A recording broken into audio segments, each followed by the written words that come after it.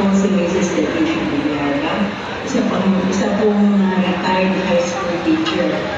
Ako po isang diabetic, 73 years old. Ngayon, ang aking pong anak, isang may naging bisita na siya ay inaan sa IPFER. Nag-ano naman siya, nag-member siya. Sabi ko, ito na naman, ako'y tutulong naman sa iyo. Hindi pa po ako sa akin. Minsan po ako naligo. Nangati. Ay, sabi ko, mga kaibigan ko, ang naligo siya na nagawin dito ko sa aking hindi ka nilagay. Niya, ako nangati. Ano yun eh? Ano ba yan? Ang mga relasyon ko ay inaandiyan mo ng isa. Kami dahil ako sinabi ako na naakit na high-burn. Tapos sabi na ako ibibigyan mo kayo ng high-burn, burn active.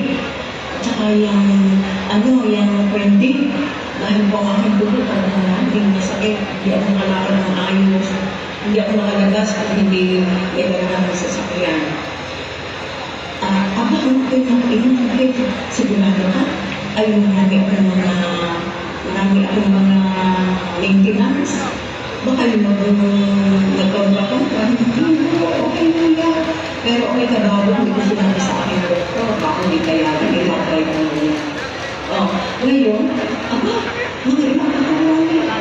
Sabi na ako, sabi ba kaya na? Sabi, ayos na aking tulog Maraming iba, pero may kaunti pa. Pero siguro dagdagan mo ng wika. Abi, dinagdagan ko ng wika. Abay, lalo umayos. Sabi ko, ayos hindi naman masama sa akin hindi pa ito sa akin mga maintenance. Ako po ay masilusunod na rin. Kaya ako nag-aalala, hindi ako. Sila mo lang nakakalabas na ako, nagbiyahe ako. Isang ko lamang uli ang aking anak. At nakakapunta ako sa palengke, nakakapamili ako ng gusto ko. Balik ko ito. Sasabihin dito sa aking mga kaibigan, masasakatan ko noon. Sabi ko gano'n. Ang simula ko noon, tinunta ko yung aking mga kaibigan. May napanunod ko ako na madalawa ko. Yan, ginagamit din ko nila ang product. Ay sabi ko, ayos na ito ka. Sabi ko, sabi ko, ikaw. Sabi ko, gano'n. Ay, tingnan mo ako ngayon, nakas ko nito. Ako po nito New Year, nakiusap ko sa simula ko, nilagdag pa. Abay, sa tulong po ng aking mga products na ito, ay one day lang po akong hindi makabangon. After one day, nakapagpili po ako ng mga okay na. Okay, pero hindi pa rin ako masyado nagamit. Makamagay na, gano'n.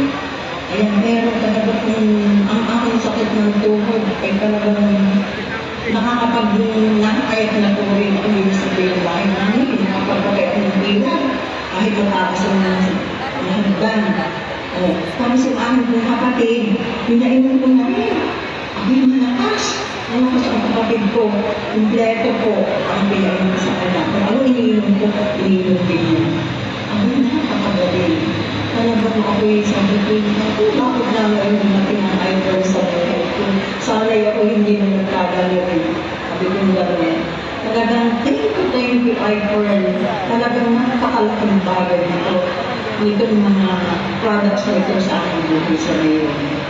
At ako po ay gumaling sa aking sakit ng tuhod, sa pangingin ng katawan. Makikita pa rin ako. Kaya ito ang tuwa. Thank you, Iper.